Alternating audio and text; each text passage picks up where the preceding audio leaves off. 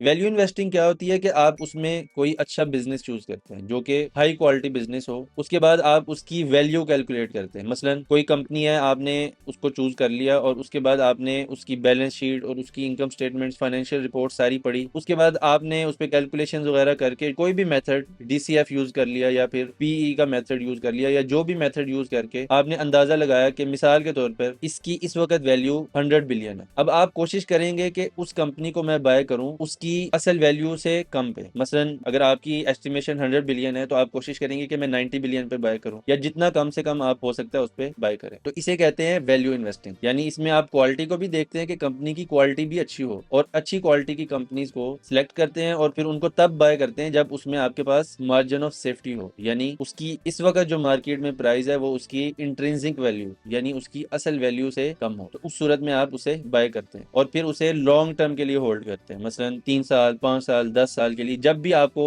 लगे कि इसकी वैल्यू रियलाइजेशन हो गई है, यानी मार्केट भी इसकी असल वैल्यू को समझ चुकी है, यानी वो अपनी असल वैल्यू से भी बहुत ज्यादा ऊपर जा चुका है, तो आप उसे बेच सकते हैं। डीप वैल्यू इन्वेस्टिंग में और इसमें फर्क यह है कि डीप वैल्यू इन्वेस्टिंग में हमारा क्वालिटी के साथ कंसर्न बहुत कम होता है, यानी बिजनेस क्वालिटी के साथ कंसर्न कम होता है और वैल्यूएशन पे हमारा ध्यान ज्यादा होता है। यानी हमारी कोशिश होती है कि हम 100 बिलियन की कोई कंपनी है उसे हम 10 बिलियन पे बाय करें,